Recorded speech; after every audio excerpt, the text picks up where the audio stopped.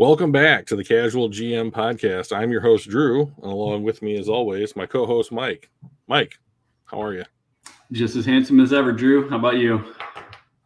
Well, from my point of view, that is 100% correct. So, Yeah. So that's good. It's a burden, but somebody's got to carry it. I suppose.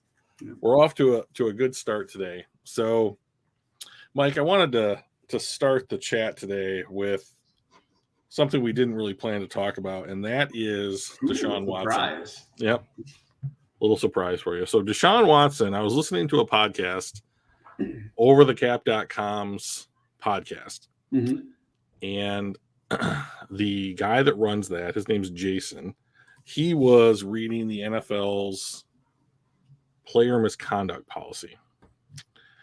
And I'm not going to be able to repeat exactly what he said here, but what he did say, well, I thought was pretty interesting. So as he read the document, the language for a first-time infractor when it comes to the player misconduct policy is kind of interesting.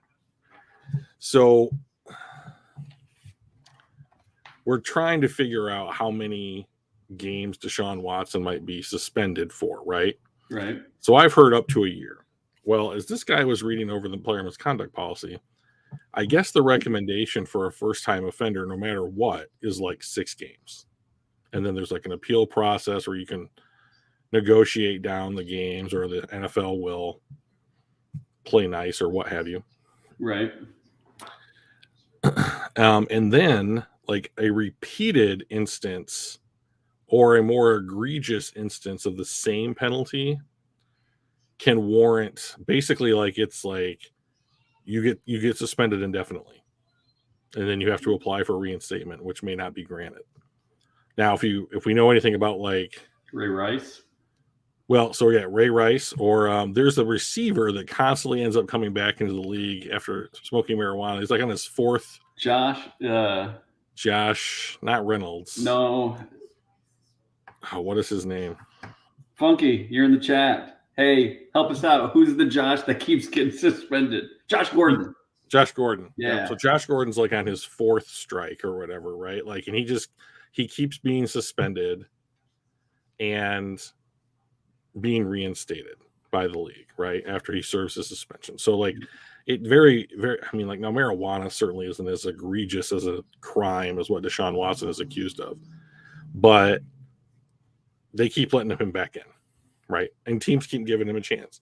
Right. So what this guy from Over the Cap was saying was that it looks like the punishment for a first time, I don't want to say perpetrator, but like violator maybe, right, is 6 months or 6 games, or you're indefinitely suspended, and it's like a year plus or whatever. Yeah. And then you have to ask for reinstatement. And then he said that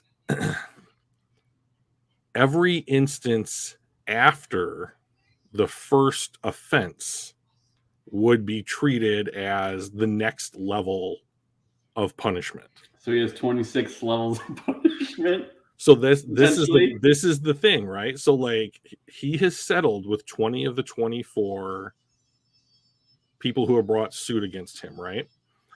So should the NFL look at the question, I guess, really that he posed was, how should the NFL look at this? Like, are there 4 accusers? Are there 24 accusers? Are all of the accusers, no matter what number, one offense? Are they however many separate offenses? Right. These are interesting questions. We don't know how the NFL is going to rule on that. Yeah, so, and I think they're probably going to. They will use that flexibility to justify their punishment. Whatever they decide, they're going to be like, hey, we don't want him ever back in the league. And they're going to call it anywhere between 5, which is the one, we'll call it class action, the thing that they settled. And then the 4 that he didn't, right? 5, it could be 1, it could be 26 or 24 or whatever. So yeah, they'll just go, all right, this is what we want to dole out. And then if they want to dole out 6 months or even a year, they'll probably say, oh, it's 1. This was the first instance because this is the first time it's been brought to our attention.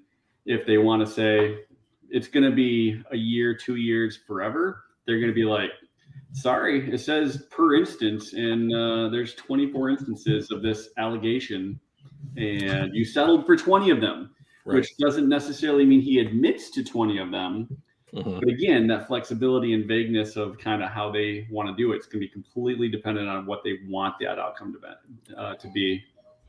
You know, and the other thing is, if the report about how the Texans have enabled him to do this is true, and there's up to 60 plus people that he has allegedly done this to, there could be any number of people that could file civilly at any time, right? Like the only people who can't are the ones that he settled with. Yeah.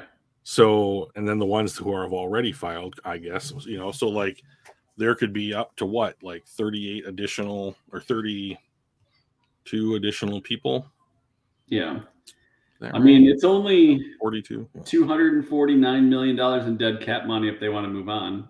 Yeah, so that's not happening. I mean, like people keep making that joke, like what happens if the NFL suspends Deshaun Watson, and like how do they get the Browns out of this situation? They don't.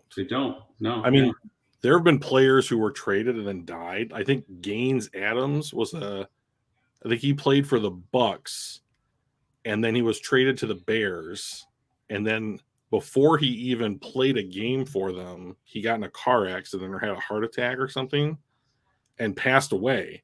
And people were like, oh, the Bears going to get their draft pick back. And it's like, no, you made the deal. And then this tragedy befell this player. Like, it's not like the Cleveland Browns are giving him $1 million this year. Like, they knew exactly what they were doing to try and insulate themselves. And so if they get stuck with it, they get stuck with it. But they've burned their bridge with Baker Mayfield.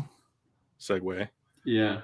And we will get to that because that is kind of the rumor mill I want to talk about. But actually, Funky brings up a good point. You know, obviously, weed isn't frowned upon. You know, like what Josh Gordon did compared to what the Watson issue is. And he asked, how many games did Big Ben get? And didn't he have 2 offenses? I don't think Ben was ever suspended for it. He was suspended I believe he was suspended for sexual assault. Yeah. Was he actually suspended from the NFL? I think so. I thought that was the big complaint against it was he got a slap on the wrist because he was I think that anytime any player gets suspended, no matter how long it is, someone out there thinks that it's a slap on the wrist. Ben Roethlisberger suspension. See if I can find it. Oh, he got 6 games without 6 games for violating the league's personal conduct policy. So yeah. So there's kind of a precedence of sorts. There were 2 allegations there. So I mean, 24 is a totally different ballpark. It's like 12 times bigger, right? Yeah. So that's a totally different universe. So I'll be curious to see what they end up doing with this. I know they've been in discussions for almost a week now. I've heard that those are done. And are they? Okay.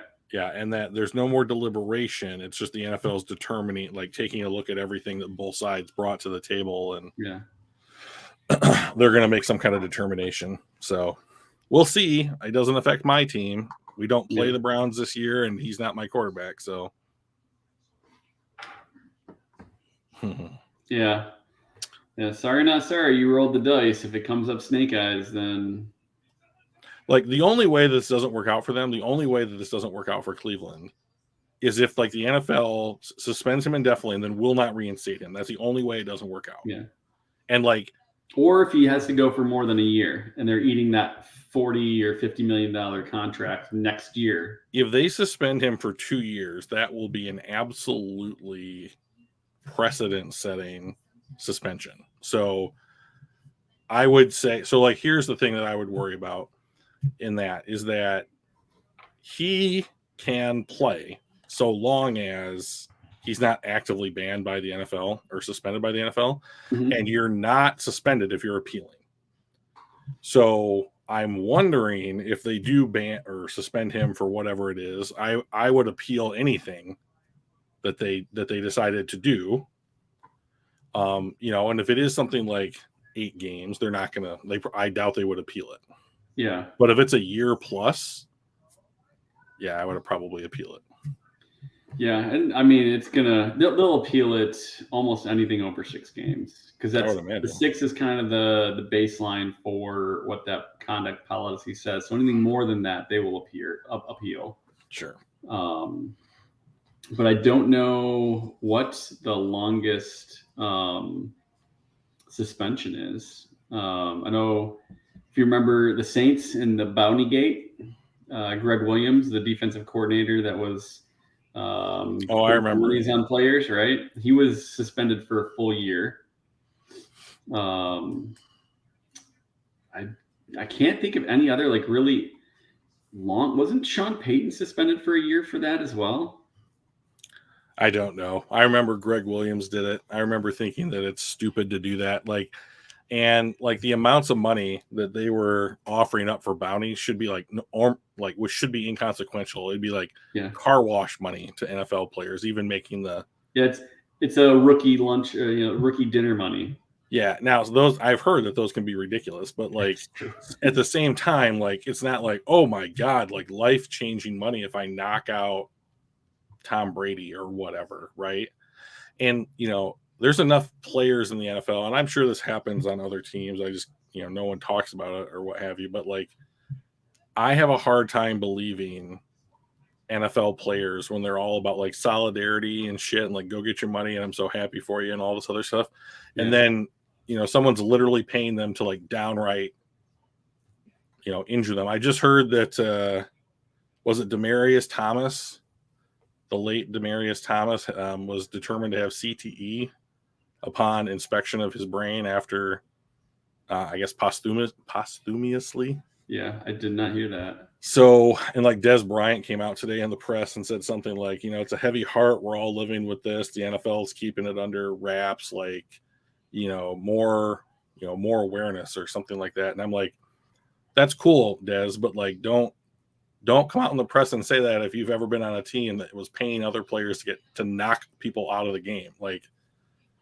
There's a line there that I think should not be crossed, and paying players to effectively play dirty is one of mine. So I never liked or approved of Vontaze Burfict when he was in the NFL. I remember watching him play for Arizona State, and he tackled some running back on some random play and went for his eyes, reached inside his helmet and went for his eyes. Oof. And I was done with him right then. And then he did the exact same crap in the NFL, and the Bengals drafted him and the Raiders gave him a chance, and he was suspended for a year. Yeah. He should not have been allowed to play football. He is the exact opposite of everything they said they want as far as what the player safety movement means. Yeah. And they did, Yeah, he was the poster boy of why they're putting all these stricter protections in place. Yeah. That's a type of football that was played in the NFL, and I'm sure at a bunch of different levels. And there's just nowadays, based upon what we know and how to protect people, there's just no room for it, and it's trying to be legislated out, and it's trying to be educated out of the league, out of college, hopefully out of high school, hopefully out of Pop Warner, anything. It's just not. There's a way to play football that can be safer. Yeah. Let's do that. Yeah. So it's it'll be interesting to see what they do. I just kind of did a Google search while we were talking about the longest NFL suspensions, and there's plenty of them that are for a full year. Even Adrian Peterson got 15 games. Oh, right, for the whipping incident or the taking switch. A switch. Yeah. I see that he and Le'Veon Bell have decided to lace him up for an exhibition boxing match, which is just a good look for anybody who's not in the NFL anymore. Yeah. So I'll be curious to see what happens and see if the Browns can make it through the chaos. I don't think Baker Mayfield will ever play for them again. No.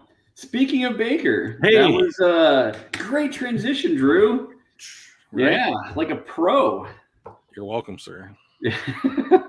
So one of the things I had wanted to talk about was some of the rumor mills surrounding Baker Mayfield and what I've read, what I've heard, and what my thoughts are on it.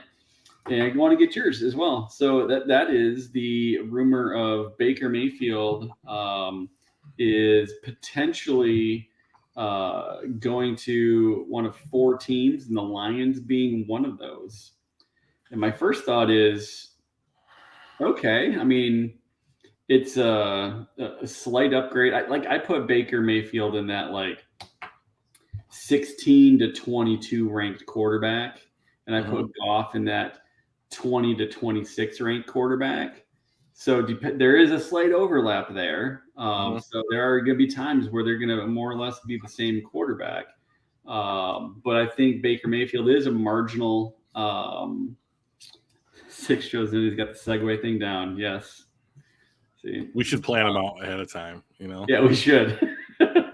So yeah, I mean, like he'll be marginally better, but he's not, I don't think, a franchise quarterback. So in one way, I'm like, all right, marginally better and $19 million cap hit instead of $40 million cap hit seems like a win, even if it's just for this 5th year of his rookie contract.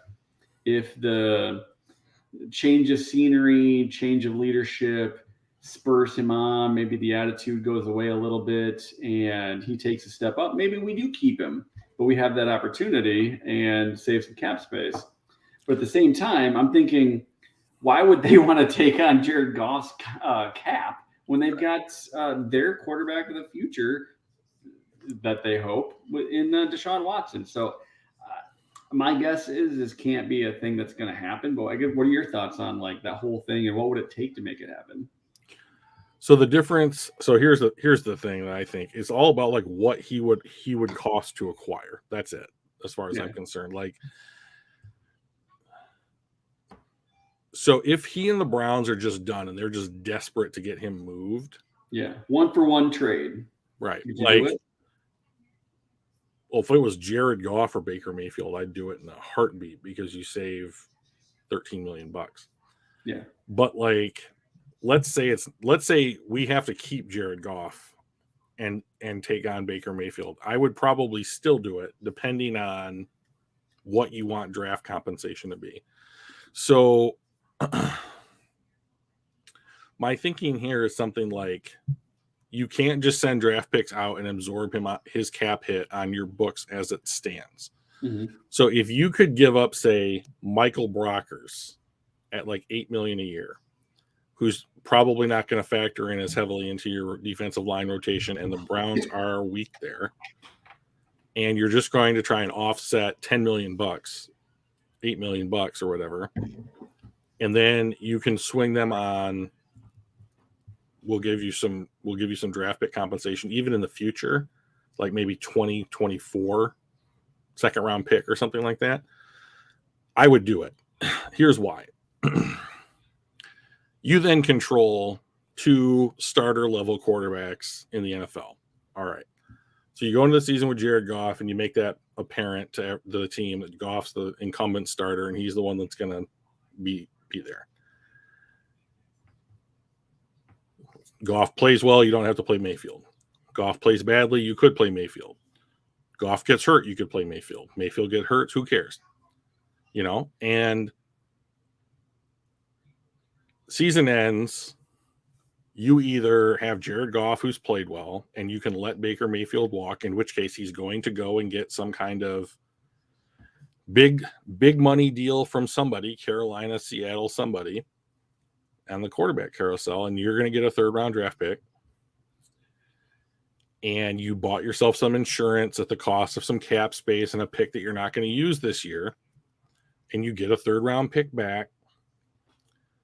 Or you just invest in the fact that, like, the Lions have never publicly come out and said Jared Goff is the quarterback of the Detroit Lions, and he will be, and we're going to keep him here, and we want him to be here for a long time. They've never, ever said that.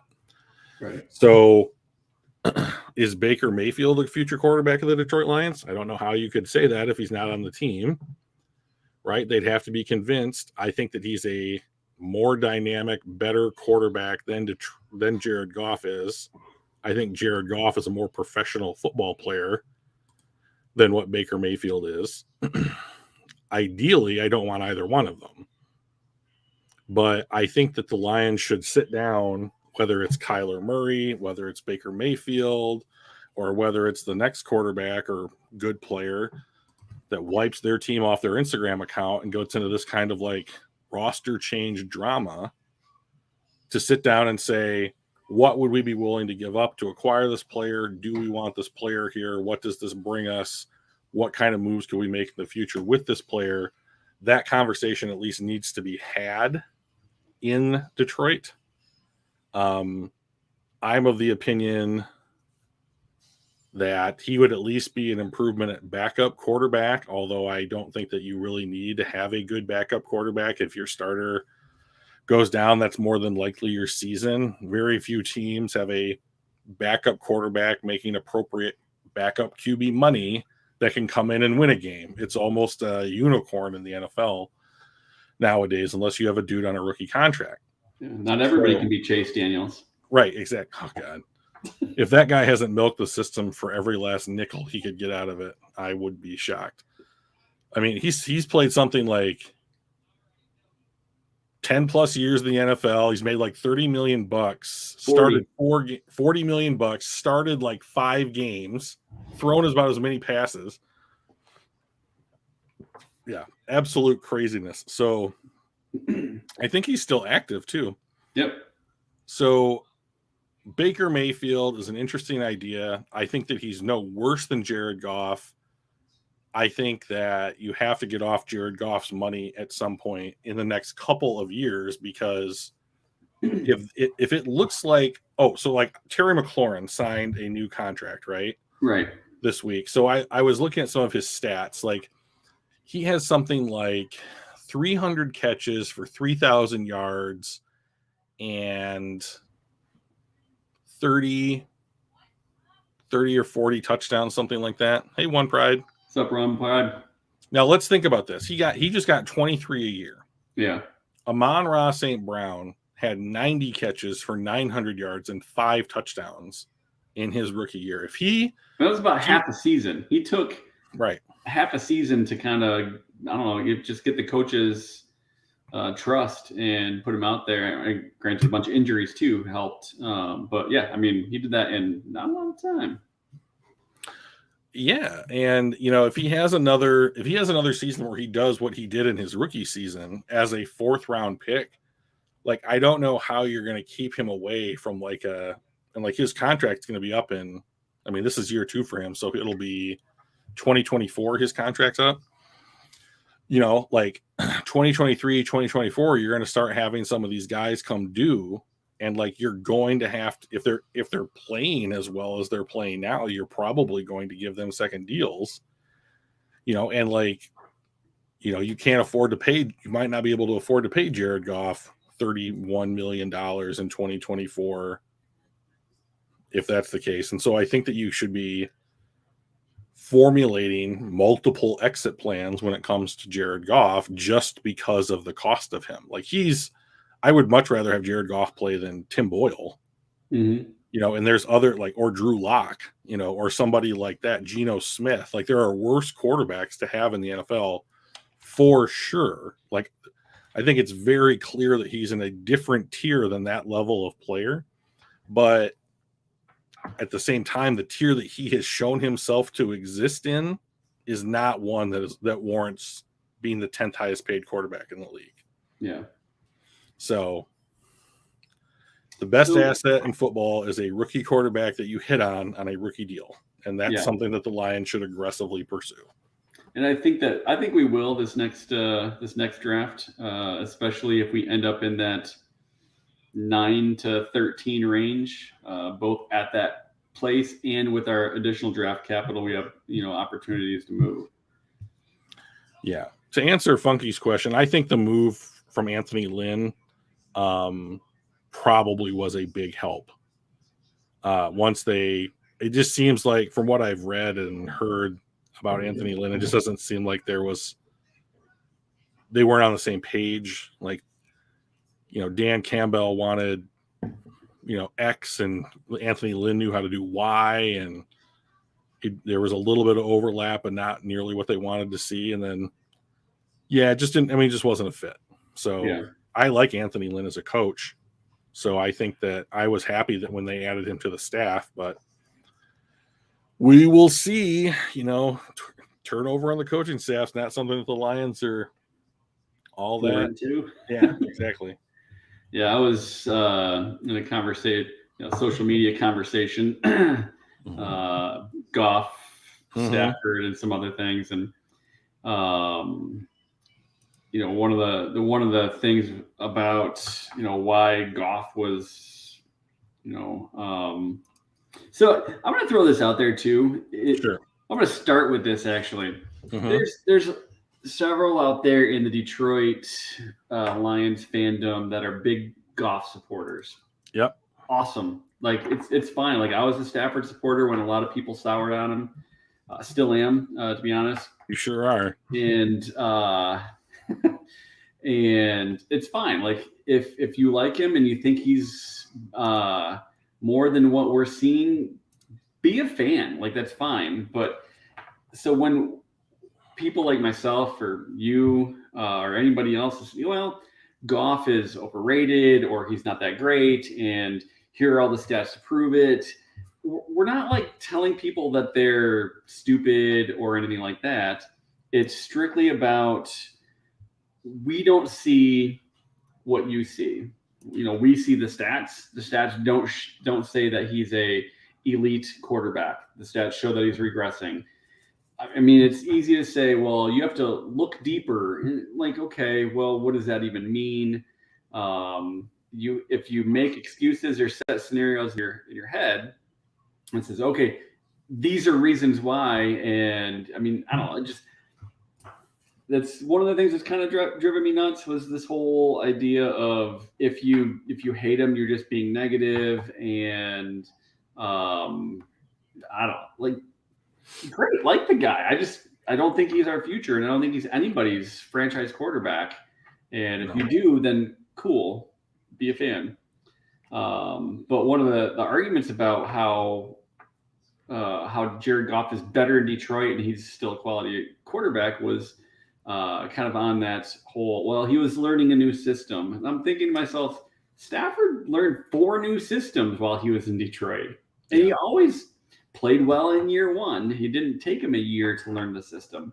Granted, the rest of the team was not that good. They didn't play well.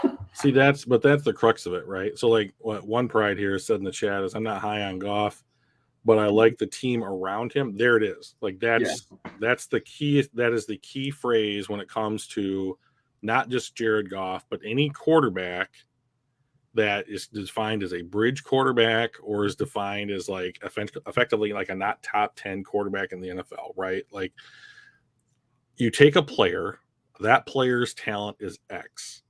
The team around them is Y. If you improve Y, X should get better, right? Yep. That just is logical, right? Like, if you improve the talent, he did, and they won a Super Bowl, right? It's a great point. Elite quarterbacks can do that. Yes, they can. It doesn't take them a full year. If you're elite, if you're a high performing quarterback, you don't need to take a full season. Right. So, like, first of all, I don't think that Jared Goff is not intelligent when it comes to football. Like, I do not feel that it took him that long to learn the system, right? Like, he's a quarterback. I mean, a lot of that they describe it as like learning a new language. Yeah. But like the words are still the same, right? Like, so you could say, we're gonna, I've heard that like most football teams run like similar plays out of similar sets and they call them different things, right? So like, as long as you're aware of what you're trying to do and you can get the terminology right, whether that's someone coming over your headset, like in college, they hold up the signs or whatever. Fine. If that's how you need to communicate, now that he's fluent, so to speak, yeah, I think that that's going to help him, and like that's probably one of the big parts of like the so-called confidence boost that everyone's talking about Jared Goff having, in training camp this year. And good for Jared Goff. I mean, congrats. Like I don't hate the player. Right. But like all I'm saying is that there are better quarterbacks in the NFL and probably college than Jared Goff is right now. Yeah. And if the Lions want to compete, not just because they have a bottom 5 schedule, and not just because they've happened to hit on 2 drafts in a row that looks like they're going to add like versatile players to the roster, and the team around him is getting better. If you're gonna go out and really compete, not just to make the playoffs, but to like do well in the playoffs, go deep into the playoffs, and like get this idea off of our backs that like they've never won a Super Bowl, they've never been to a Super Bowl, all this other shit since the merger, right? Like that's the team I want to be. I want to be the Patriots. I want to be teams that are going to compete at the highest level of what the NFL is. And Jared Goff played at that level for a single season. He's never been back, regardless of the team around him. That is my point, is that whether it's like the 2000 Ravens and Trent Dilfer, or whatever other team won a Super Bowl with a not top 10 quarterback, like those are exceptions. The overwhelming majority of years, you have a top 10 quarterback playing a top 10 quarterback in the Super Bowl. And you need to go and find one of those players if that is one of your organization's goals. So like when you talk about, like when you and I talk about like Baker Mayfield or like Kyler Murray, or going into the draft and trading up into the draft or whatever it might be, it's to find a player that not only makes the team better because he has a greater overall talent level playing the position, but also because, and this is a key, I think maybe even a more key component of it, he's not going to cost what Jared Goff currently costs. So is Justin Fields going to be okay playing in Chicago the rest of his rookie deal? Will Trevor Lawrence be fine in Jacksonville? I don't know. I would be monitoring those situations though. Yeah. Because you don't find guys. I mean, a quarterback on a rookie deal is the best asset that you can have in football. Ask the San Diego Chargers why they were picking in the top 10 2 years ago, and this year they're in the top 5 Super Bowl favorites. Because they hit on Justin Herbert. Yep. And the money that they saved on Justin Herbert let them go out and sign a bunch of guys, and they've drafted well. So the Lions have been drafting well, and they've been saving their money, getting the cap right. And they're going to have a small window of a couple of years where if they have all these things aligned, they're going to be able to make a push. But you need that stuff. Yeah. And One Pride mentions, the issue with this rebuild, it's not just this rebuild, any team that's building, if you're in the midst of a rebuild and you're resetting your team and you miss on your quarterback in say year 3, year 4, that you don't find out that you missed until years 5 and 6, right? So at that point, you might as well blow up the team again. And that's exactly that's what the Lions have done multiple times. Andre Ware, Rodney Peete. Pete was a serviceable backup, but he wasn't like the main guy. Joey Harrington, right? And they hit on Stafford. Yep. But unfortunately, they didn't have the rest of the team. They went, all right, let's do some shiny pieces. Let's go with Mike Williams, who's going to end up being out of football quickly. Roy Williams, who had 2 solid years. Who was the third wide receiver that they went with? Charles Rogers, who played 2 games and tore his knee up, and then was out on drugs and like out of the league in a year. And like they just missed on all those other pieces. They finally hit one piece and missed on everything else. So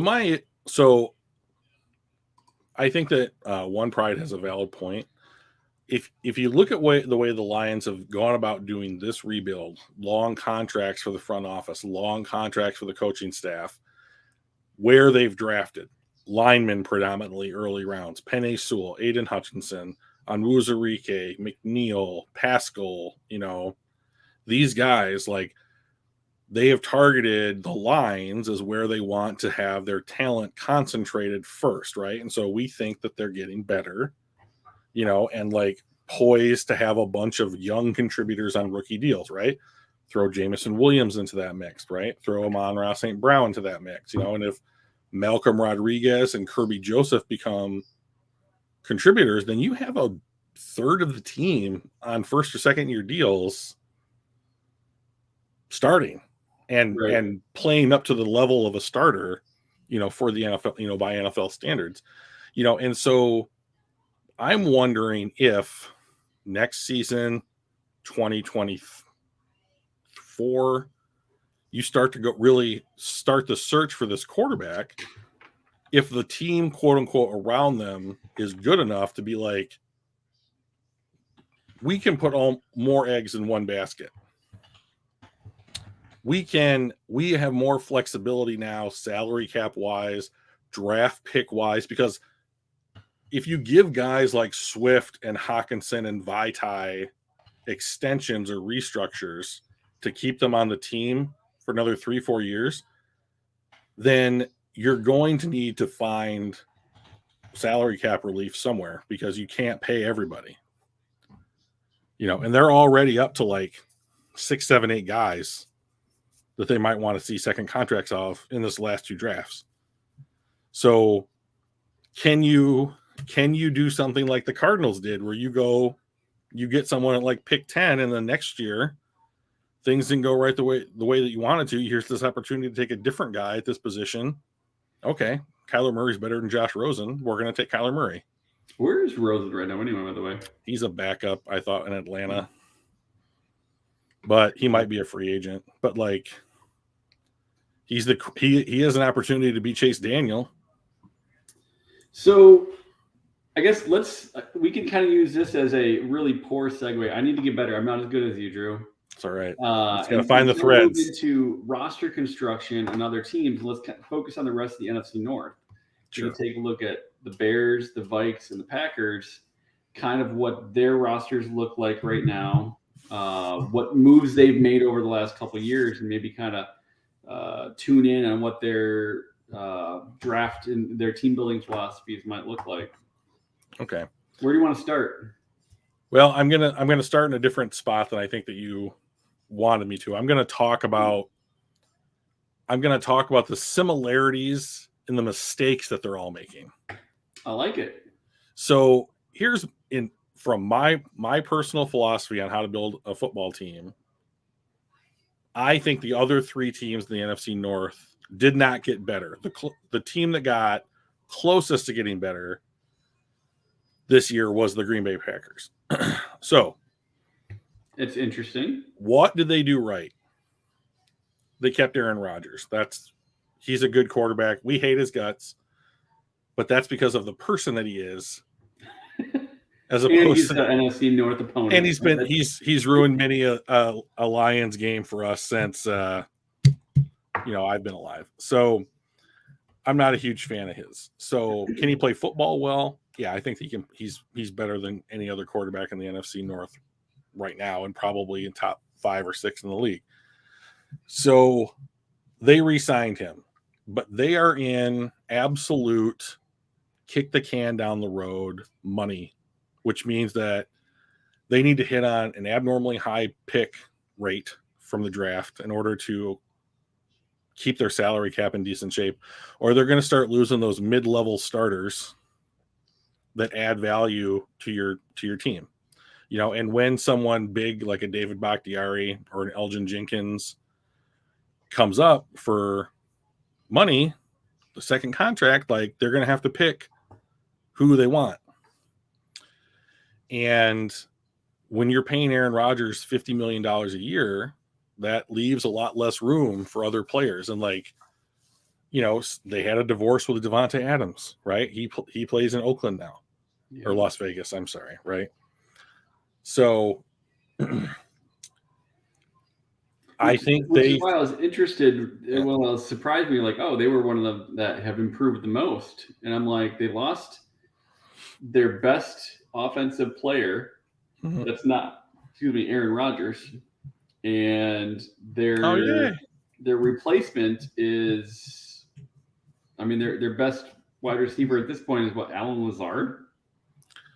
Yeah, probably. I think Sammy Watkins is on the team. I have a higher opinion of Sammy Watkins. Yeah, that's true. I forgot he was on there. So Watkins, Lazard. He's just a decent journeyman at this point, right? Yeah. So I'm thank not you, sure. One Pride. Did they get better?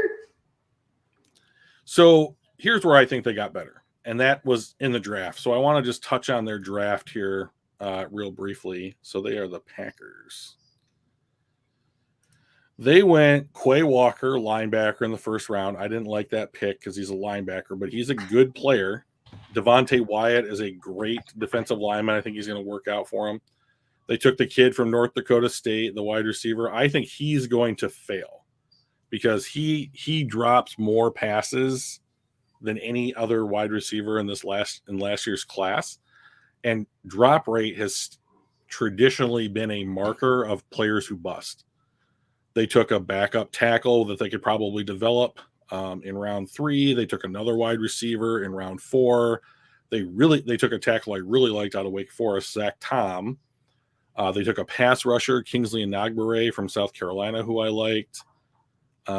Safety, defensive lineman, another tackle, another wide receiver. So, like, did they hit with, like, big splashy names? No, I don't think they did. Did they draft a lot at the positions that I think have kept them a good team? Yeah, I think they did. Yeah. And that's the difference between what Green Bay did in the draft and what Chicago and Minnesota did in the draft, in my opinion.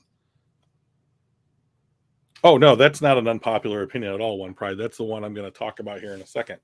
So I think what Green Bay did that the other two division teams did not do was Green Bay took a bunch of players who I think have some amount of value, if not at positions of value, and added them to their team, which was already pretty good. So Green Bay got worse in their skill position groups and are going to rely on Aaron Rodgers to, like, pull that ship forward. But I think they got better literally everywhere else on the team. And so I think that they are. Oh my God, there's Anthony from all the way from Great Britain. What time is it there? Almost 1 o'clock in the morning. Holy cow. So I think that dedication. Yeah, no kidding, right? This dude loves to talk Lions. So I think Green Bay lifted its floor and lowered its ceiling, and where they exist now is still better than the Lions currently are. But it's going to depend, right? Like now, finally, it's going to depend. Like when you don't have a top 5 quarterback throwing to the number 1 wide receiver in the NFL, like that makes up for an absolute ton of offensive deficiencies, right? So, like, if they have an injury on the offensive line or any of their skill position guys go down, like, I think that it's really, really tough for them to make up that difference anymore. Having said that, there are still players like Odell Beckham Jr., Julio Jones, the guy that played for Indianapolis, the little tiny wide receiver from Indianapolis all those years. He's still a free agent. Like, there are veteran free agents that could probably come in and contribute meaningfully to the Packers at any point in the season. I don't think their skill position group today looks like how it's going to look in week 12. So,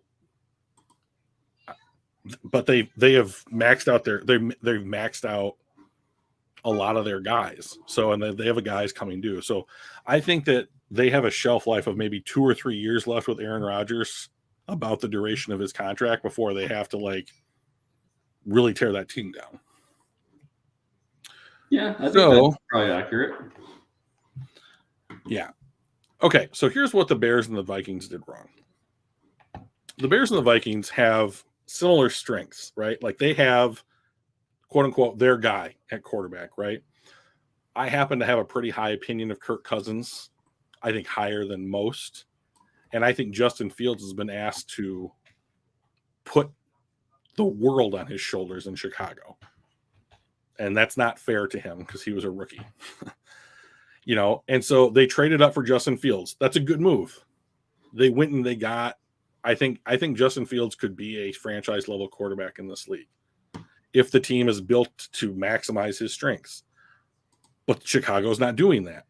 So then they traded up in that same class in the second round to get Tevin Jenkins, and they just burned all their draft capital in the 2021 class. And I like Tevin Jenkins fine coming out of Oklahoma State, but he has back problems, and it cost him most of his rookie season. So, like, you're already losing value there. Mike, what is that noise? It's not supposed to come through. My apologies. I was bringing up while you were talking the draft picks so I could share that, and it's stupid advertisements. Well, I can share it. Let me share my screen. All right. So I'll share. This is the professionalism that we bring to the table here at the Casual GM podcast. I mean, it doesn't get any more casual than, It sure doesn't. Ads rolling in the background. Yeah. So, like, here we've got the Packers draft. Oh, I got to add the stream. All right, there we go. Oh my God. So here we have the Packers draft. So let's switch over to what the Bears did. They don't pay me enough to do this, Drew. They don't pay you. I don't pay you anything to do That's this. True. That's right. Yeah. You get what you pay for. Oh yeah, pretty much. So this is just two guys and enthusiasm. Oh, that's another good name for a podcast. So, so here's what the Bears did in the draft this year. They go Kyler Gordon, cornerback. Great. I like that pick. Their first pick was at 39, right? So they didn't have a first round pick from the Justin Fields trade. So they're doing the best that they can in this class. But their problems are that they knew that they were likely to lose Allen Robinson, and they did. And what did they do to replace him? They drafted a third round wide receiver in Velus Jones, who might be a fine wide receiver eventually, but he doesn't do anything for you this year. And that's the problem, is that you have to play football this year. So in the second round, 9 picks later, they take Joaquin Brisker, who I like, or Jaquan Brisker, however you say his name. I like Jaquan Brisker, fine. And at 48, I would have been happy if he was a Lion, So Chicago took him. And so that's cool, except that they took a safety when they're already paying Eddie Jackson a bunch of money to be their star safety. And the problem with Eddie Jackson is he doesn't like tackling anybody. So this guy... Weird game to play. Yeah. Brisker is going to be there. I'm going to go tackle that dude safety. And Jackson's going to be I'm going to roam around and break up passes safety. And I thought that the Kyler Gordon pick was weird because they drafted a kid from Oregon last year, Thomas Graham, who played late in the season for them and really played well. And I thought that he would have given him a shot to start. Now maybe he's their nickel corner, but I don't think that I would have wanted to test him out at nickel. I probably wouldn't want to give him a shot at outside corner because it's the more valuable of the corner positions. And I would wanted to see if I hit on a dude like in round 5 then, Yeah. So they draft Velus Jones. And then here's where it just gets so strange. No picks in round 4. We start in round 5. They go Braxton Jones. Great. It's a tackle. Fine. You need offensive linemen. But let's take a look at who the Chicago Bears have at tackle. So they have Borum. Oh, they don't even have Tevin Jenkins in the starting lineup here. Interesting. So they have this rookie left tackle playing. So like all of these scores, except this one, 66, those are bad. And this is like average. So like they have a rookie, an average guard, and then 3 below average players on their offensive line for their second year quarterback. They have no position. They have no skill position players to help take pressure off of Justin Fields. And like Cole Kmet to me is in the same category as TJ Hawkinson. Like dude with a lot of talent, he can live up to his potential. When is he going to do it? So then they go an edge rusher. Year 5. Year 5. Why not? Why not year 5? They go edge rusher. They go another tackle. They go a running back. Okay. That's when you should take them. They go a center. Okay. another tackle, a safety, and a punter. Cool. You spent a draft pick on a punter. That's awesome. And a second safety. Yep, and a second safety and like a bunch of tackles in the late rounds. So what? You're bringing in a bunch of competition from a bunch of rookies at tackle, or you're going to convert some of them to guards? How many offensive linemen are you going to carry? Right. You know, so I don't understand. Now, this is a new front office, right? This is the problem, right? They made the cardinal sin last year. You had, what was it? Ryan Pace. He drafts Justin Fields to try and save his job. He's a rookie. He plays like a rookie. They get fired. The new administration comes in. It's not their guy. And the first thing that they do is not support him. Yeah. So that's a huge red flag in my eyes. And if I was Justin Field or anyone in Justin Fields' camp, I would be like, this is a huge red flag in our eyes. Yeah. Guys, help me out. Did you see what the Lions did to Stafford for 12 years? Support me, please. Right. So let's talk about the Vikings. The Vikings go Lewis Cine, a safety from Georgia. Okay, neat. This was the Lions pick that they traded up with them to get Jamison Williams. Then they go cornerback, Andrew Booth. What do we know about what the Bears did and what the Vikings did in this class? They did exactly the same things. They went cornerback and safety, 2 defensive backs in their first 2 picks. I mean, I don't think it's a bad idea, but I think that's a luxury to do where they selected these players. Well, I don't know. The cornerback is one of those top 5, top 6 positions of need. Sure. And if you can hit on one of those guys in the first or second round, I think that's where you want to get them, right? So would make sense. The safety, I know Cine is he was a very highly ranked player and whatnot, but could he have been there still maybe at 42? And if not, is there a better pick at 32? So my problem is less about positional value with these picks, even though it factors in a little bit, than it is there were other needs, larger needs on the board for both of these teams, and they decided to go with defensive backs. Yeah. Now, maybe that's where they felt like on their boards, these players were higher. So it's kind of hard to fault them for picking off of their boards the way that they did.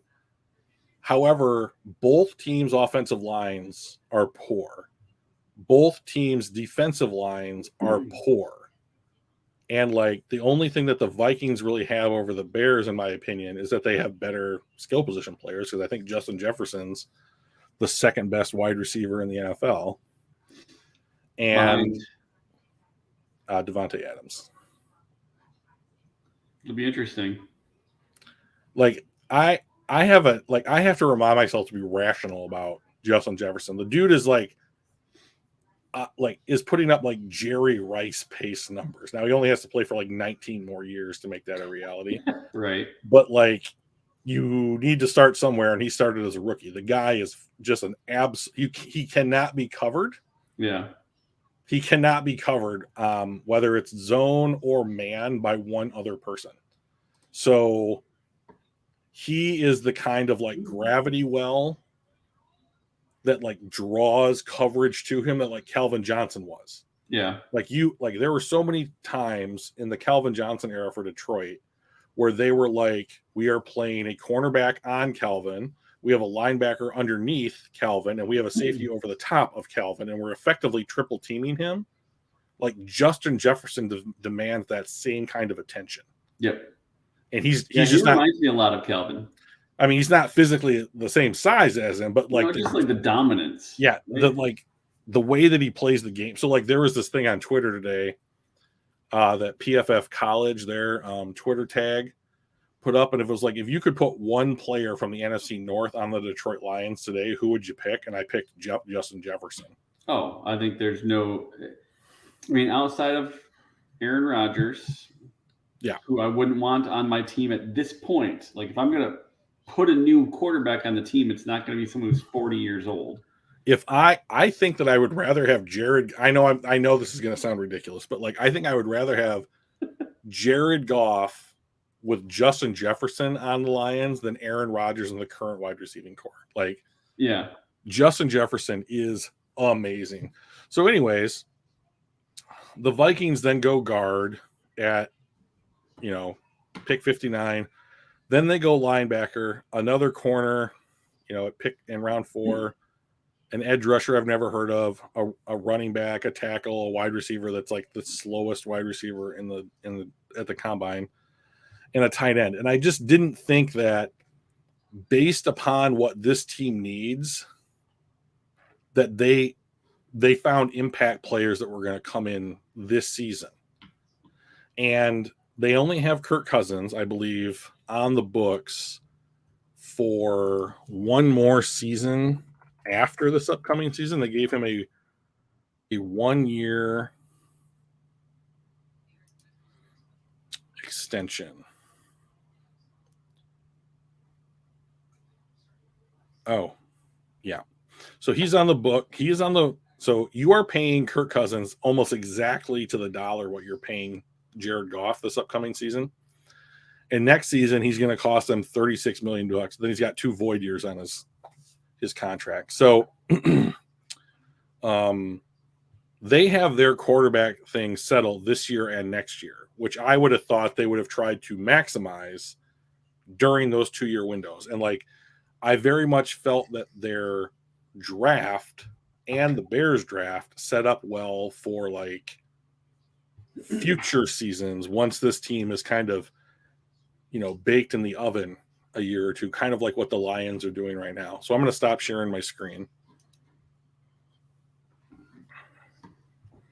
I do hate drafting safeties. I don't hate drafting safeties where they're supposed to be drafted, though, Anthony. That's the key part there, is like, it's not a hatred of the position. It's a distaste of where they are selected in the draft. So like, when the Lions took Kirby Joseph at 97, I didn't have a problem with it, because that level of talent at that pick seemed to be correct to me. So like, I don't have a problem with the fact that the Lions picked a safety. I would have had a problem with them picking one in the first round, because there are other positions of need. Yes and no, though, right? Because I think, if I remember it, we talked about Kyle Hamilton, unless you're talking about in the first round where we were drafting at 2. Yes, that's correct. Okay. Because I remember Kyle Hamilton dropped to 15-ish and went right to Baltimore, and is a perfect fit. And right. that was about right. To be fair, Kyle Hamilton's probably a perfect fit with 32 NFL teams. It's true. So, my problem isn't that Baltimore picked a safety. Yeah. And if Detroit was drafting 4, like when we were trading up to 12, and I was in your living room watching the draft, and I was like, did I just hear move up from 32? And I'm like, I looked at you and I was like, this has got to be for Kyle Hamilton. Right. And then they were like Jamison Williams, and I was like, ah! Yeah, you're like, oh, this is still good. So it was better than I thought, because they went with a player that wasn't even on my radar. But like, if they had taken Hamilton there, I don't think I would have a problem with it. Yeah. Like the thing that made it so great for Baltimore is that they didn't have to manipulate the draft at all. They just were patient, and he fell to them, and they were like, they had just re-signed Chuck Clark, I think, and they had Marcus Williams that they signed for 5 years, $14 million.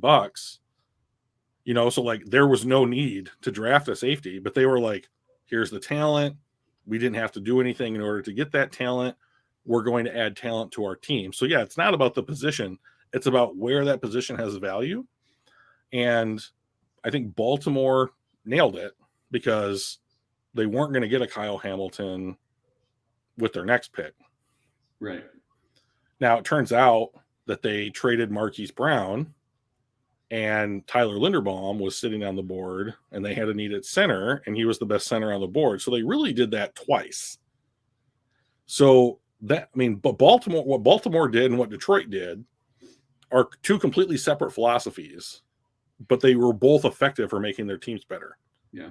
I just tend to side with one of those philosophies more often than I do the other one. So like, and Chicago went, I'm not going to do either of those.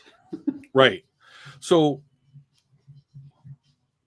Detroit is in a situation where they know who their quarterback is, and they're not actively looking to upgrade that quarterback, right? But Chicago should be doing everything that they can to build that team to what Justin Fields does well, and they did not do that. They let Allen Robinson go. That made a lot of sense. I think they'd already tagged him twice. They didn't draft anyone to either protect Justin Fields in what I would consider to be a meaningful way. Like if their tackles work out, it's going to be a surprise, you know? And like if Velus Jones works out as a number 2, that would be a surprise that a 3rd round wide receiver contributes in his rookie season right away on a team that's going to be able to focus at least some of their defensive pass, their coverage on making sure that his life is a little bit harder than normal, right? And like he doesn't know all the tricks yet, and he hasn't played in an NFL game, and like the NFL hasn't slowed down for him yet or what have you. So like there's going to be an adjustment period. And I almost felt bad for Justin Fields, and then I remember that he went to Ohio State when the Cleveland Browns beat the shit out of him for 60 minutes or 48 minutes or whatever, however long football game, 60 minutes, right? And like they sacked him 9 times, and Myles Garrett had 4.5 of those 9 sacks. Like if you go back and watch that game, the poor dude is running for his life the whole time. I would be shocked if most of this season is not going to be something similar to that for him. And they didn't address it. They didn't address it in free agency because they had no money, because they had given all their money to defensive players, and now they went out and drafted a bunch of defensive players because they hired a defensive-minded head coach. Right. So if you're not going to help Justin Fields, then move on from him, even if it's a year in. Like he would fetch a great return on the trade market. And then tank.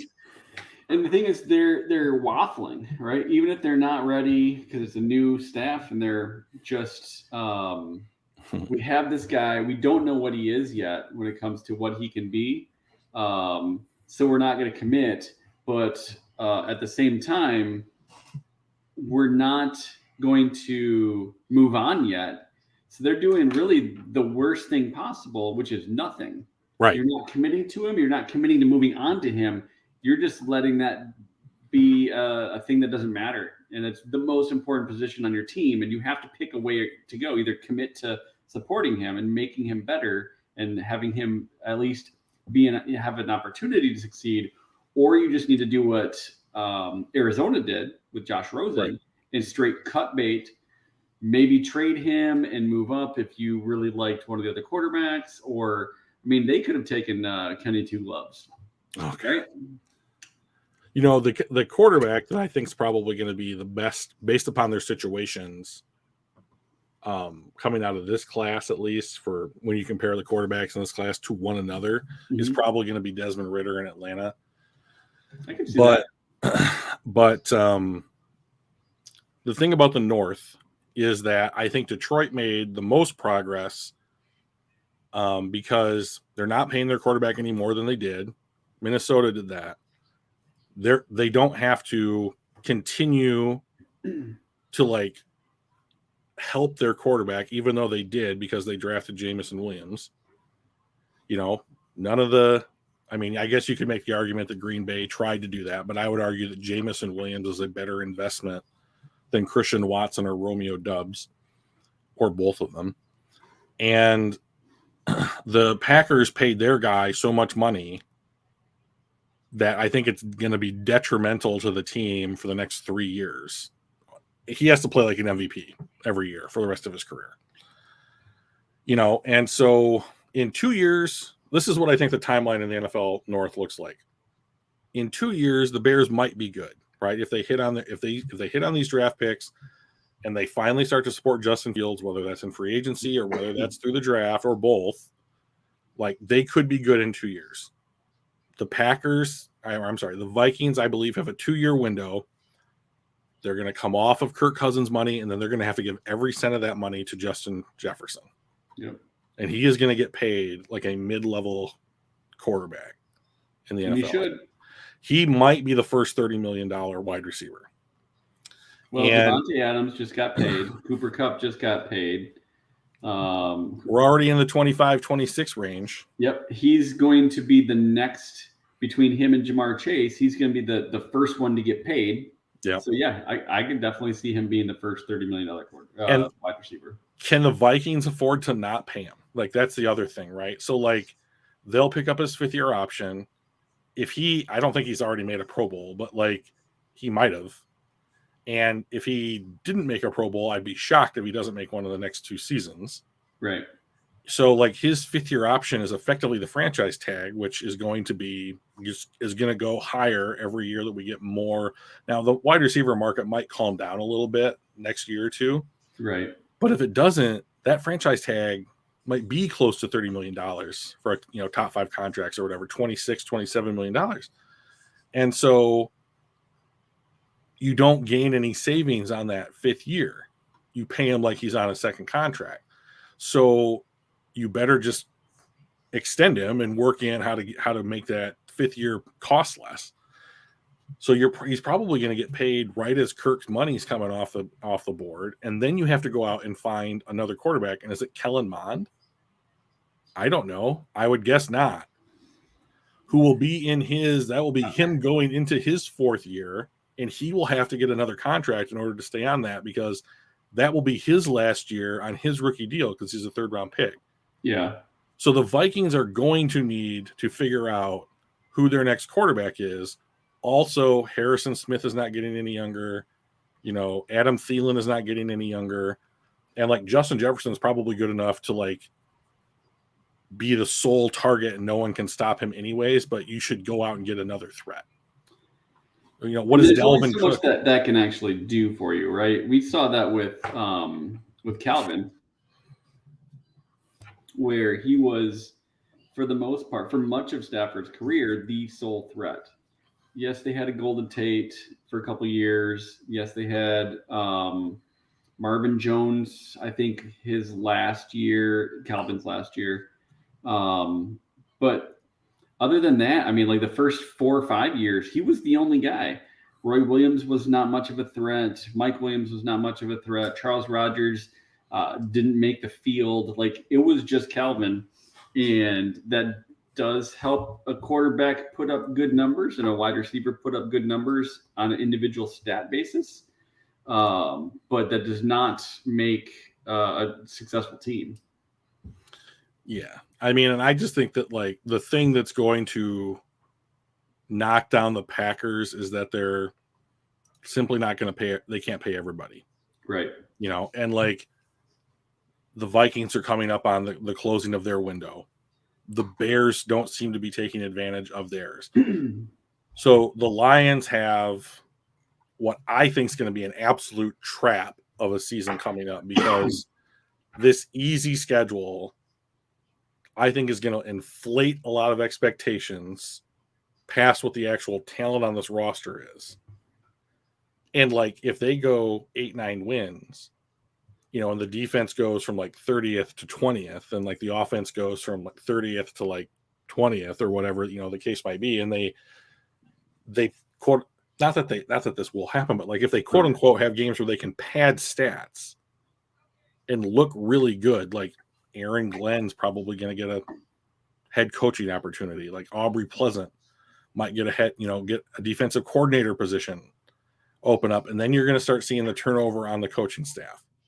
And then you're going to, and then like, how are we going to make up for some of these deficiencies? Like now we're going to be picking 14th or 15th in the draft. Like, can you get Will Levis or Tyler Van Dyke at that pick? Like, and if not, where do you go with your picks? Like, what position group do you feel is worth investing a 1st-round pick in this upcoming class if it's not a quarterback? Yeah, and Funky brings up a good point about their window, right? The Vikings window appears to be closing. Right. Wasn't really wide to begin with Rodgers and Green Bay, but I also think the same thing about Green Bay. Like they've got essentially a 2-year, maybe a 3-year window, because I don't think that there's any way that Rodgers plays all 4 years of his contract. I just don't think it's going to happen. Maybe he will. He wants the money, so I guess if he wants that last $45 million or whatever, he'll have to play for it. But I really think they've only got a couple-year window, and the rest of their team, I thought, overall took a big step back, losing their biggest offensive threat. Right. And their defense wasn't the thing that was holding them into games anyways. It was Rodgers and Adams, and now it's Rodgers and Sammy Watkins or Alan Lazard. I think that window got closed. It started closing right away. The best part is, even if they do have, say, a 2-year window where they're going to be really good, and the Vikings has the same, our window is starting to open, and it's going to get wider and wider right around the time that theirs starts closing more and more. So I think that's actually going to be nothing but good for Detroit in, say, 3 years from now, 2 years from now. Yeah, so today at work, instead of doing my job, I spent a lot of time thinking about the Lions, and I took a look at players this season that at the end of the season they might just be able to let walk into unrestricted free agency. Sure. Players that they might want to trade, players that they might want to cut, and to me, the thing that I think the Lions have to do in order to have this window be open is they need salary cap flexibility. So that they can take advantage of opportunities that come up at the time that they come up. And they're not quite there yet, I would say. I mean, they have absolutely flooded this team with players at positions of value on rookie deals, and that's great. But you and I last week took a look at a mock draft from a new ESPN NFL draft analyst, and with the second pick in the first round, he had us taking, I believe his name is Quentin Johnson from, I think it's TCU or Texas. He's a wide receiver. And, we talked about that. And I saw some comments about that mock from Lions fans and other forums. And they're like, a wide receiver? We don't need another wide receiver. And I'm like, we have the Lions wide receiver core this year cost them $11 million. Great. That's something you want to maintain, because Amon-Ra St. Brown in 3 years could very well command a contract near $20 million a year if he plays like he did as a rookie throughout that contract. I would argue this year that we got out of him, even if it was just the last half of the first season, we are paying that dude less than $5 million for the first 4 years of his career. Yeah. That's worth it all by itself. So anything that you get, that was amazing. Anything that you get out of him from this point forward is just as far as I'm concerned, icing on the cake. I did see something interesting about him though. Almost 1 out of 5 pass routes that he ran were against linebackers last year. That was 3rd highest in the NFL. Interesting. So a lot of slot type of stuff. And so a dude his size at his speed, and he's shiftier than I thought he was, should be able to absolutely get open against a linebacker. Yeah. So if you think, if Jared Goff passes the ball 30, 35 times a game, that's 5 or 6 routes that he's going to be matched up on a linebacker a game. And those should be 5 or 6 catches because the dude simply doesn't drop the ball. Yeah. He had 0? Wasn't he the only rookie that had 0 drops on the season or something? I thought he had 2, but he might. Or it was he has a 2% drop rate. Yeah. Since through college or some ridiculous. He doesn't drop many, right? Right. That's the point. You pair a dude like that with a burner, technically 2 burners in Chark and Jamison Williams. Whenever Williams comes back, if they are running slants or if they are running go routes or posts or whatever that's going to force the defense to defend the field vertically, all that does is give him more space. And that space is not going to be covered by cornerbacks. It's probably going to be covered by linebackers. And he should eat those dudes alive. Yeah. Between him and Hawkinson. Right. Right. So so The wide receiver. The answer is yes, Drew. The answer is yes. Well, just say it. He has all the potential in the world to do that, right? Potentially could also be filled with Hawkinson and those. It could, and if TJ wanted to, he's not going to, but like if TJ wanted to sign like an $11 or $12 million a year contract, fine. I don't want to pay him 14 or 15. Yeah. If he went into unrestricted free agency and someone like Seattle, because it feels like every Lions player that goes into free agency ends up in Seattle, wanted to give him $15 million a year, I'll take the 3rd round pick. I don't care. Like if you're going to say the rebate on TJ Hawkinson is a 3rd round pick, cool. I'll use that pick on a tight end. But like, this kid Quentin Johnson from like TCU or whatever, like he has 50 catches in his college career and 26 missed tackles. So every other catch, he breaks a tackle. So if you tell me that if they drafted that kid, if you told me right now the Lions could walk out of the 1st round with Will Levis and Quentin Johnson, I would say done. And we would just move on to round 2. I don't care what you offer me in trades, whatever. I would simply take it and take my double, get on base, whatever, like there's nothing wrong with a double. You don't have to hit a home run every time. Right. And if you can get 2 doubles in the same round, you probably drove in a run. Right. Exactly. So like if you wanted to tell me that for 2 years, if say they took Quentin Johnson in this upcoming class, right, like this ESPN guy predicted, I can have 2 years of DJ Chark, Jamison Williams, Quentin Johnson, and Amon-Ra St. Brown, and I'm going to pay those guys under $20 million for them all to play on my team in that year. You should every team in the NFL should do that. Yeah, sign every single one, because wide receiver is an important position, and it might just be becoming a position that you just have to throw darts at in quantity as opposed to quality.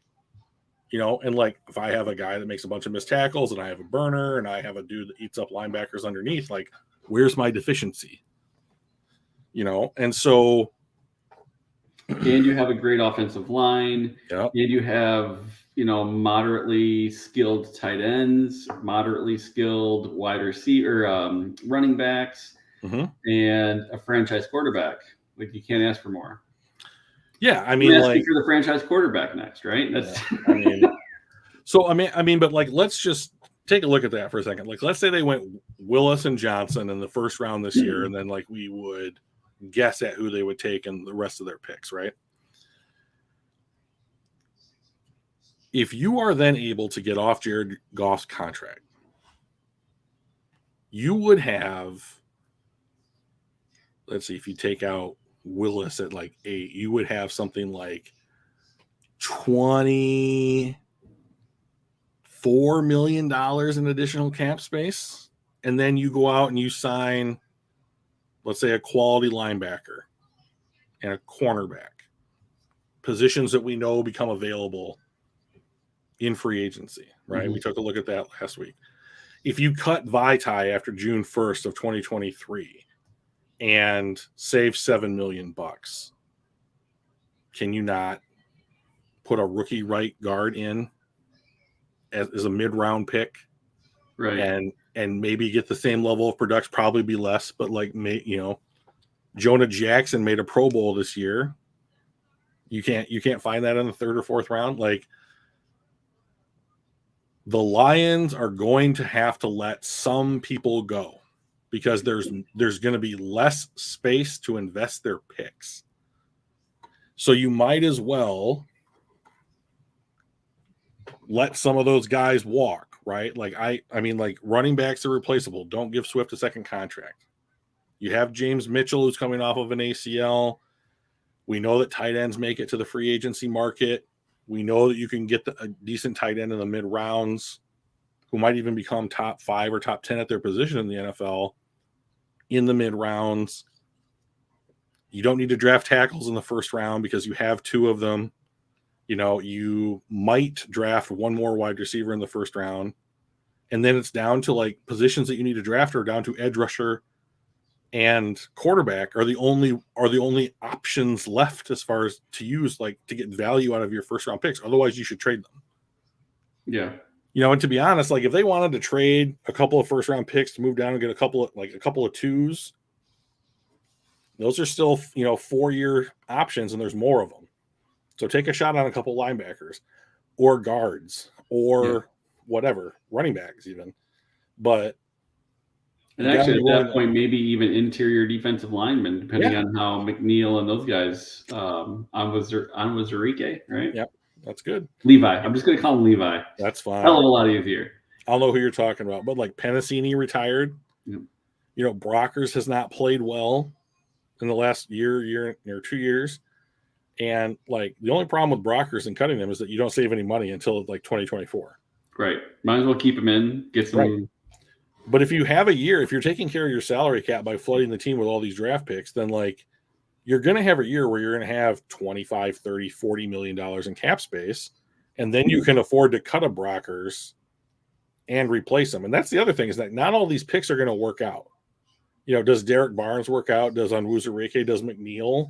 Maybe even Aiden Hutchinson doesn't, right? Like I would bet against that, but like it's possible. Sure. Okuda's still on the roster. He might not work out. I think their secondary needs a lot of work, and so like you're going to have to pay Arar away, and he's probably going to command something like 10, 11, 12, 13 a year just to be a number 2, like, and then you're still trying to go out and find a number 1 corner if Jeff doesn't work out. So, Mike Hughes is on a 1-year deal, and then you have a bunch of like AJ Parker and Jerry Jacobs. And I'm like, I'm sorry. Like, I'm glad you guys played well as UDFAs, but like, you're nothing special that I can't replace at a drop of a hat. Right. So you might as well keep some roster turnover because A, it's healthy, and B, it keeps your team on rookie contracts. You need a place to invest those picks, and they can get better talent on the team at some of these positions than they already have. So the only problem is you got to hit on those guys, right? Like that's the unsaid thing. And, without injury, no one gets hurt, and like you hit on your picks and everything works out the way that you hope for. So. Right on. Yeah, no, it is kind of a lottery, right? So you're going to hit on some, you're going to miss on some, you're going to miss on more than you hit, to be honest, when it comes to actual players that are impactful. After round 3, your lottery chances go down, right? You start after round 3, you're playing the Powerball, right? And the first couple rounds, you're not quite so bad, but hitting doubles, hitting a bunch of singles. I mean, that's how you slowly build a roster. Even if your singles are depth players and really good special teams players, those are things that every team needs. You need that second guy, the second man up, the third man up in a lot of situations. So the draft is where you can do that in the most cost-effective way possible. Exactly. So to be honest, like if Detroit just started hitting doubles now, they're probably going to win the division in 2 years, and like, even if Hutchinson's not a home run and Penei Sewell's not a home run, I mean, they look like they could be, we don't know what Jameson Williams is going to look like, but like, if those guys work out, the ceiling for the team goes way up. My only concern is that, like I'm starting to see things like if Dan Campbell can't win 8 or 9 games this year with this schedule, he should be fired. That's ridiculous. That's complete crap. The second worst coach. Sports Illustrated, I think, did a. Nope, that's your boys at CBS, buddy. Was it? I thought it said SI, but maybe it's CBS. CBS football coverage is absolute trash outside of them actually calling games. So, like, first of all, Brady, the quarterback for Notre Dame from like 15 years ago. Brady Quinn. Ugh. But like, so like when I saw that, and I think Micro Mike had a thing about it today. When I saw that, I thought, what's the criteria on which he's being judged? And it largely was the fact that they were 3-13-1, right? Yep. You're right. That's not good. And like Lions fans love to trumpet the fact that, like, hey, they were in every game and they played really hard. Neat. No, they weren't. They were in half of the games. Right. Half of the games were 3-4 points, and then the other half were 14 or more. Right. And you and I know that, but it's this halo and horns thing again, right? Like, yep. You remember things more positively than they actually were, and you remember things more negatively than they actually were. To answer Funky's question here in the chat, that guy's name is Anthony Richardson that plays at Florida. So, yeah, he is certainly on the watch list this year to see how well he performs, but he could be a first-round pick as well. So, I think that the Lions, based upon the way the NFC North has functioned as a division this offseason, is probably looking at 2 years before they're ready to actually like go out and take the crown. Now, can they be given the crown because of their super easy schedule? Sure, but usually teams within the division play very similar teams. So I would like to look at like how difficult the Bears schedule is and the Vikings schedule and the Packers schedule, because I can't imagine it's that different than the Lions. Like, they all play each other. That matters. That factors in. Yeah. But and they play the same divisions, right? Inside the same conference, so like they should be playing the same divisions inside their conference and the one division outside of it. And then they might have a couple of different games on their slate, but that's the difference. Yeah, you're welcome. So, but like the difference between the Vikings or the Bears and the Lions is that the Bears are terrible and probably in the race with the number 1 overall pick, was like Seattle. But like the Vikings, if Detroit is scheduled to win 8 or 9 games, and you and I think they can win 8 or 9 games, the Vikings should certainly be able to win that many. The Packers should certainly be able to win that many. So where's the separation? The separation is not because it's getting further apart, but it's because it's clumping together. Right? It's because the real separation is the in division games. Right. Right. So I think Detroit has a chance to beat the Bears twice and split with the Packers and the Vikings this year. And if you were 4-2 in the division, you should feel great about it. It's more games than you won all of last season. And the only way that you can make the playoffs is the best way to make the playoffs is to win your division. So get good at beating those teams, and you can be a 6-win team and make the playoffs. So I think that the rest of the NFC North either stayed the same or got worse, and the Detroit Lions got better. But it's not good enough to be the clear best team in the division. You're going to need another season to continue to get better. Where can you do that? I think it's probably going to need to be by moving to shit. I'm reading the thing that you sent me and I forgot. I lost my train of thought. But like, it's probably going to be by having to move on at quarterback, because A, you need the money to be freed up, and B, you need a better overall talent at the position. Right. And otherwise, you're just making fractional gains literally everywhere else on the roster. The place that you can make the absolute greatest change to your team is at the quarterback position. And it's not close. It's like what you can do at the quarterback position, literally the entire rest of the team. Right. So that is the most important position. Unless you have a top 10 guy, you don't have a guy at all. Yeah. If you have a 10 to 13, 10 to 14 guy, you have that maybe a guy like right on the edge. Stafford was in that 8 to 13 range his entire career. And I think one of the things that you can do with those types of players is start building teams around them and seeing if they can take that next step. The interesting thing to me, I think, at least with Stafford, versus Jared Goff in this situation, is I think Stafford took worse teams and made them better. And I don't see Goff doing that. I mean, granted, it was a really bad receiving room. I totally get that, but he didn't make any of those guys better. That's the point, right? Stafford made everybody around him better.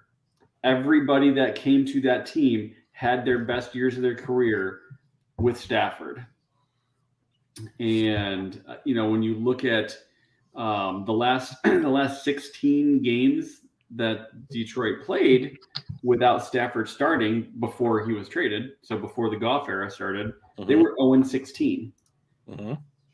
With him, they were at least 500. I mean, they averaged a 7-win team. The previous 50, they were 6-44. Like, he literally built everybody up, around him. I just don't see Goff doing that. So, which is why I don't put him in that like 10-16 range where, if you had the right pieces, you could still, do something because they can make the team around him better. That's just not what he's just not there. So, kind of to your point, we have to find that somebody that can either not be so good it doesn't matter what the team's like around them. The Patrick Mahomeses of the world, the Tom Brady has been that way. Aaron Rodgers seems to be that way until he gets to the playoffs. That was on purpose. I know. But everybody else is not quite there. Everybody else is, I need pieces around me, and that's fine. You can still win with a quarterback that's good enough to win as long as you have pieces around him. We don't have that quarterback yet. I am not interested in this team being a team that might make the playoffs every other year. I don't care about that. It is so hard to be good. I do not care. Maintain that kind of excellence. Yeah, it is. It's very, very difficult. But I do not care about making the playoffs every other year. I want to win Super Bowls. Yeah. I want to win Super Bowls. Think about it this way. Like, if you it's probably too hard to do, but if you thought about what kind of team you could build over 10 years and you get to take one person in the 18 or the 16 to 20th draft position each year, and that's it. Those were the only numbers you could do. You'll never make a team that can win more. You just can't get the quality. You have to either be really bad and get those really good players, or be good and be able to do, fill in just the holes that are there. The Red Wings had that problem for years. They spent like 2 decades without a top 20 pick. Oh my gosh. They only made the playoffs 25 straight seasons. Yeah, that's really good. That's what I want. Right, exactly, right. But it's still hard to maintain that unless you're hitting on those late first-round picks and second-round picks. And the Red Wings did that with guys like Datsuk and Zetterberg. I mean, those were 3rd and 4th-round picks. And Datsuk's going to be a Hall of Famer. Zetterberg could be a Hall of Famer. So if you hit on those, you can do that, and you can stay really good for a long time. But otherwise, you just have to swing that pendulum back to bad, where you have access to that really good talent, and then you swing that pendulum back up by utilizing that talent as well as you can. So there's this interesting article that was done about 10 years ago called "The Loser's Curse." And I think we talked about that last week or the week before a little bit. And it was this mathematical paper, or I should say statistical paper, that looked at the NFL and the draft as a marketplace first. And what these two mathematicians found, and this is the basis of what positional value has become as a theory in the NFL, is that the worst place that you can draft players is in the middle of a round, right? And so, like, this idea has borne out in another of other draft-centric marketplaces, like fantasy football. Like, the worst pick that you can have in the draft is 5. Yeah. Because it's the longest stretch. Well, those use snake drafts. So, like, but it's the longest stretch between when you pick, and then when you pick again. So the Well, I gap mean, in one talent. is, right? Hmm?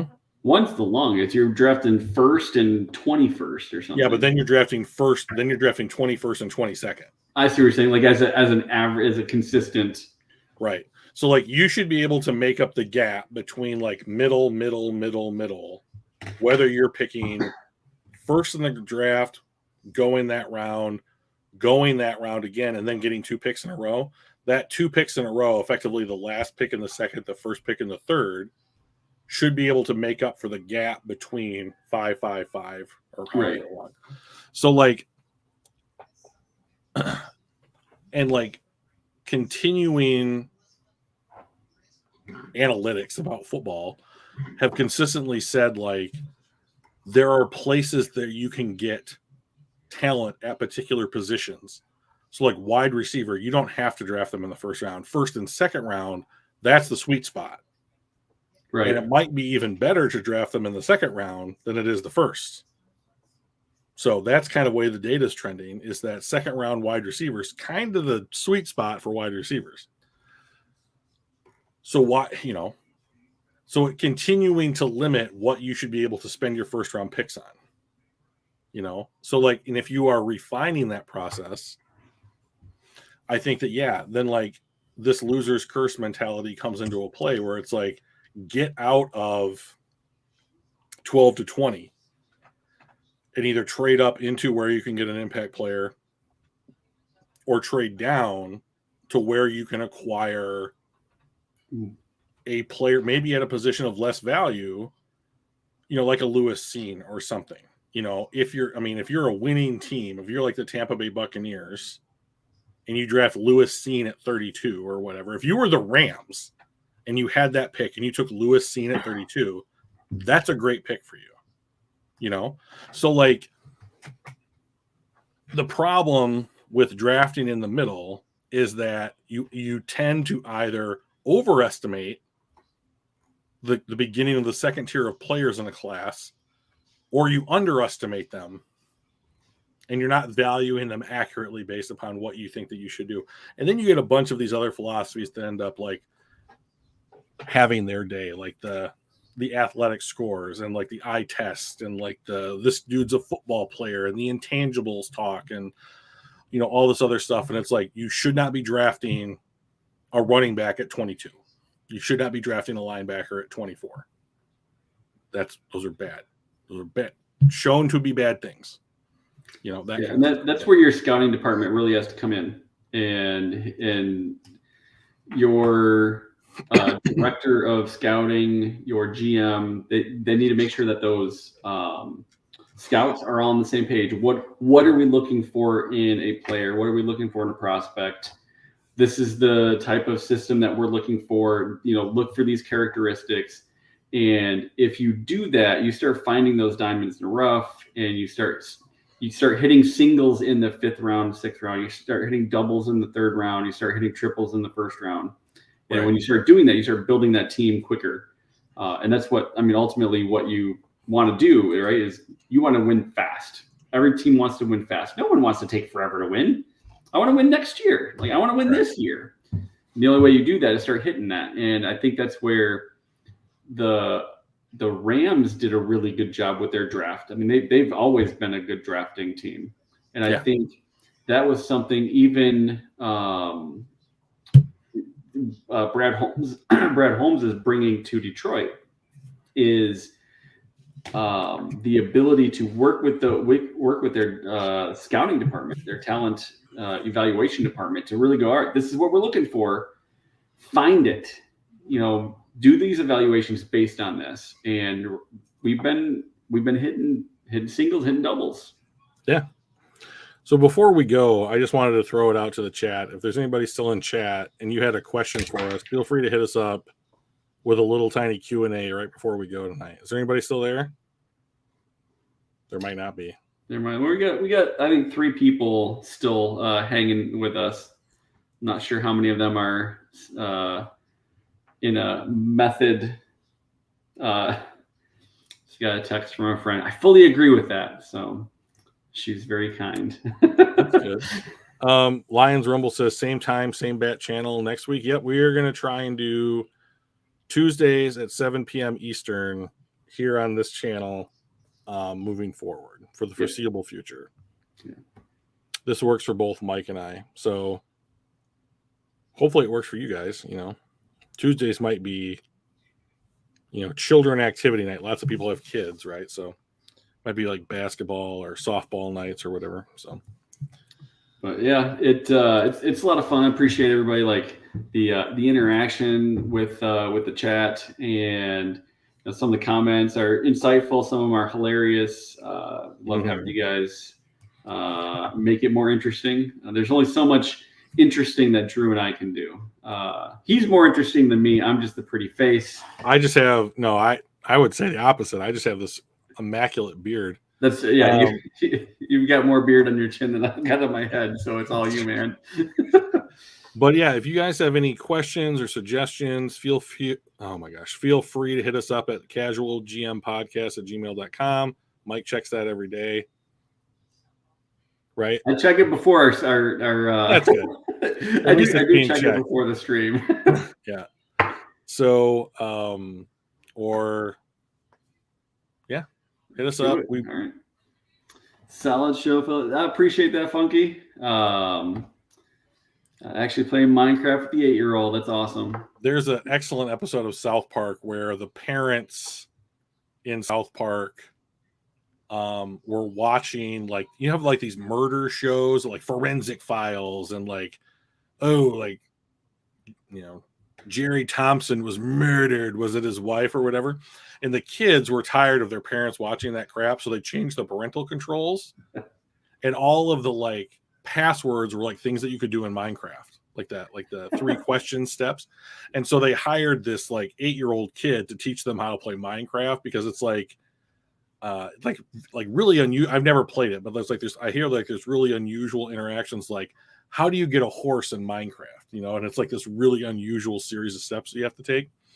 So like you have to punch the trees so you can get the wood to build the cabin so you can get the horse, and so like I think it's cool that Funky's playing Minecraft with his kids. Shared interest is a big deal to me. That's why I like doing the podcast with you, Mike. So it's always a good time. If you've got HBO Max, Funky, it's on there, all 25 seasons. So 25, wow. Yeah, I think it was like 97 when it started, and they just signed Matt and Trey just got a deal from HBO for 10 more seasons and like a bunch of specials, and they took the money that HBO gave them and they bought a restaurant chain in Colorado called Casa Bonita, which was one of their more popular episodes from back during their heyday. Love it. So yeah, now they own part of the show in real life. It's really great. I think it's certainly crass, but I think that it has an interesting take on pop culture. So right on. All right, guys. I think that's it for tonight. Like Drew, I'm not going to say the same thing that Drew said. He just says it better. He's got a more soothing, manly voice than mine. So listen to what Drew says. Well, just sit back and watch then. So thank you guys for joining us tonight, and we'll be back next week. Have your questions ready. All right. Sounds good, guys. Take care, Drew. Bye, Mike. All right. See y'all.